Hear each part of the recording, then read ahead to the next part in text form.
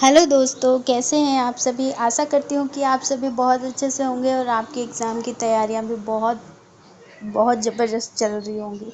तो चलिए, आज की इस वीडियो में हम देखने वाले हैं हिंदी साहित्य के इतिहास का काल विभाजन। ठीक है, तो चलिए वीडियो को शुरू करते हैं। काल विभाजन हमेशा हर एग्ज़ाम में पूछा जाता है, तो इसलिए ये वीडियो आपके लिए महत्वपूर्ण हो सकता है। अगर ये वीडियो आपको पसंद आए तो प्लीज़ लाइक करें, शेयर करें और मेरे चैनल को सब्सक्राइब करें। आपके लाइक से मुझे बहुत ज़्यादा मोटिवेशन मिलता है और हम अच्छे कंटेंट लाते हैं। तो ठीक है, चलिए इस वीडियो में हम देखते हैं हिंदी साहित्य का काल विभाजन। सबसे पहले मैं आपको बता दूं कि हिंदी साहित्य के बारे में जो हमें जानकारी प्राप्त होती है वो कुछ ग्रंथ हैं जिनका नाम है भक्तमाल, 84 वैष्णवन की वार्ता और 200 वैष्णवन की वार्ता। इनसे हमें हिंदी साहित्य के बारे में जानकारी मिलती है, लेकिन इन ग्रंथों में हिंदी साहित्य के काल विभाजन की हमको जानकारी नहीं मिलती। ठीक है, और हिंदी साहित्य का इतिहास लिखने का जो श्रेय है वो सर्वप्रथम किसे जाता है। एक फ्रेंच विद्वान था जिसका नाम था गार्सा दतासी। उसने पत्राचार के माध्यम से, मतलब हिंदुस्तान के जो कवि जो लेखक थे उनसे उनकी रचनाओं को मंगा करके अपने पास और एक हिंदी साहित्य का एक इतिहास बनाया और उसमें उर्दू के कवि और हिंदी के कवियों को मिला करके एक इतिहास तैयार किया जो कि फ्रेंच भाषा में लिखा हुआ था। उसका नाम था स्त्रेतर दी ला लिटरेचर ई ए हिंदुस्तानी। तो ये फ्रेंच भाषा में था, ये फ्रेंच भाषा में लिखा गया था और इसमें जो कवियों को रखा गया था वो अंग्रेजी वर्णमाला के क्रम के अनुसार रखा गया था और इसमें काल विभाजन का कोई जिक्र नहीं था। तो सबसे पहला जो प्रयास किया था वो फ्रेंच विद्वान जिसका नाम था गार्सा दतासी, उसने हिंदी साहित्य का इतिहास लिखने का सबसे पहला प्रयास किया। अगर एग्ज़ाम में आपके आता है ऑप्शन में कि सबसे पहले किसने प्रयास किया था, तो आप गार्सा दतासी लिख सकते हैं। ठीक है, और दूसरा जो प्रयास किया उन शिव सिंह सेगर ने किया। इन्होंने शिव सिंह सरोज नामक रचना की।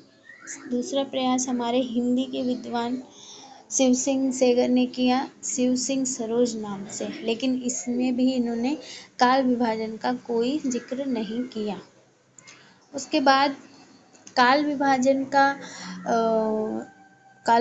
करने का जो श्रेय जाता है वो जाता है ग्रियर्सन को, पर ग्रियर्सन ने भी इसको मतलब स्पष्ट रूप से वो नहीं कर पाए। ग्रियर्सन ने अपने इतिहास में इसको काल को 15 शीर्षकों में बांट दिया। ठीक है, सॉरी 15 नहीं 11 शीर्षकों में बांट दिया और इसने 1702 ईस्वी से 1300 ईस्वी तक बताया। ठीक है, और इन्होंने पहला बताया चारण काल, दूसरा बताया 15वीं सदी का धार्मिक पुनर्जागरण, जायसी की प्रेम कविता, ब्रिज का कृष्ण संप्रदाय, मुगल दरबार, छठवां इन्होंने बताया तुलसीदास, सातवां रीति काव्य, आठवां इन्होंने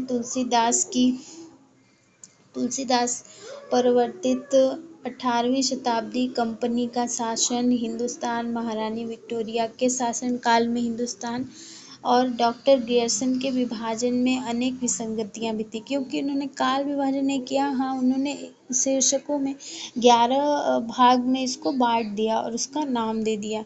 ठीक है, आगे चलकर मिश्र बंधुओं ने काल विभाजन का प्रयास किया और ये कुछ हद तक बहुत ही सफल भी रहा।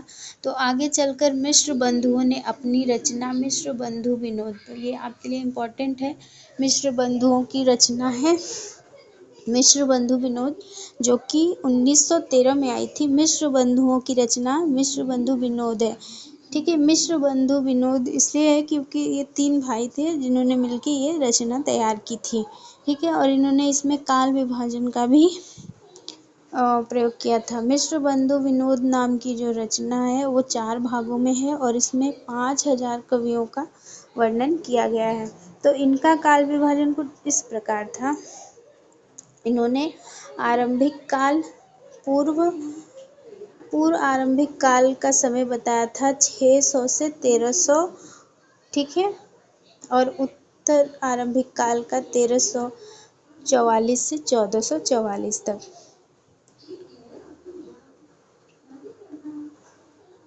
दूसरा, इन्होंने माध्यमिक काल या पूर्व माध्यमिक काल या प्रौढ़ माध्यमिक काल, ये सबका एक ही नाम है, इन्होंने 1444 से 1560 बताया। उसके बाद तीसरा अलंकृत काल, जिसको हम रीतिकाल कहते हैं, उसका समय इन्होंने 1681 से 1790 तक बताया। और बाद में इन्होंने परिवर्तन काल और वर्तमान काल बताया। परिवर्तन काल का समय इन्होंने बताया 1890 से 1925 और वर्तमान काल का समय 1926 से लेकर के अब तक, ठीक है। मिश्र बंधुओं के बाद जो सबसे ज़्यादा प्रचलित है, जो सबसे ज़्यादा मान्यता प्राप्त है या सब विद्वान उसको मानते हैं, वो है आचार्य रामचंद्र शुक्ल जी का, जो उन्होंने अपनी रचना हिंदी साहित्य के इतिहास में दिया। आचार्य रामचंद्र शुक्ल जी ने 1929 में अपनी रचना हिंदी साहित्य के इतिहास में हिंदी साहित्य का काल विभाजन किया, जो कि बहुत ही ज़्यादा मतलब सभी उसको मानते हैं, ठीक है। तो ये इनका काल है, इस प्रकार से इन्होंने विभाजित किया था। आचार्य रामचंद्र शुक्ल का काल विभाजन बहुत इम्पॉर्टेंट है, आप इसको पूरा अच्छे से लर्न कर ले, ये बहुत ही ज़्यादा इम्पॉर्टेंट है, ठीक है। आचार्य रामचंद्र शुक्ल का काल विभाजन इम्पॉर्टेंट है। तो आचार्य रामचंद्र शुक्ल ने आदि काल को वीरगाथा काल कहा था, और इसका समय यानी कि आदि काल का समय इन्होंने 1050 से 1375 तक माना। आदि काल का समय आचार्य रामचंद्र शुक्ल ने 1050 से 1375 तक माना। उसके बाद पूर्व मध्यकाल यानी कि भक्ति काल का समय, भक्ति काल का समय 1375 से 1700 तक, और रीतिकाल का समय याद करना उतना ही आसान है। रीतिकाल या उत्तर मध्यकाल, रीतिकाल को ही उत्तर मध्यकाल भी हम बोल सकते हैं। तो संवत 1700 से 1900 तक, ठीक है। उसके बाद चौथा आधुनिक काल यानी कि गद्य काल। आधुनिक काल को रामचंद्र शुक्ल जी ने गद्य काल कहा, और इसका समय 1900 से अब तक है, ठीक है। तो ये हमारा आचार्य रामचंद्र शुक्ल जी का काल विभाजन है, जो आपके लिए बहुत ज़्यादा इम्पोर्टेंट है। आप प्लीज़ इसको ज़रूर से याद कर लें। एक बार मेरे साथ बोलेंगे तो याद हो जाएगा। तो आचार्य रामचंद्र शुक्ल का काल विभाजन इस प्रकार था। आदिकाल जिसको कि उन्होंने वीरगाथा काल कहा था, इसका समय 1050 से लेकर के 1375 ईस्वी तक, ठीक है।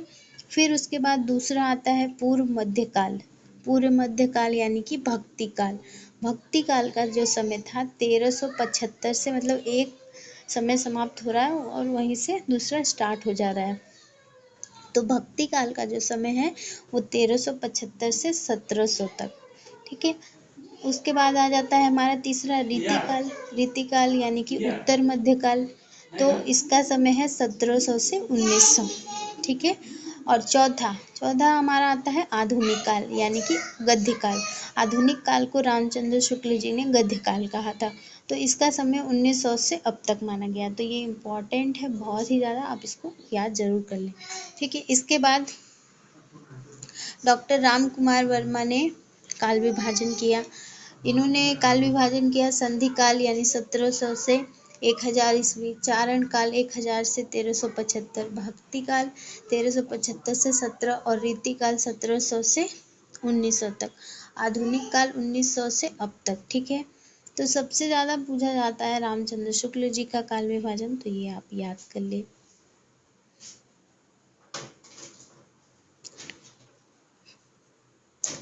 तो फ्रेंड्स, आज की वीडियो में इतना ही। अगर आपको ये वीडियो अच्छा लगा हो तो प्लीज़ लाइक करें।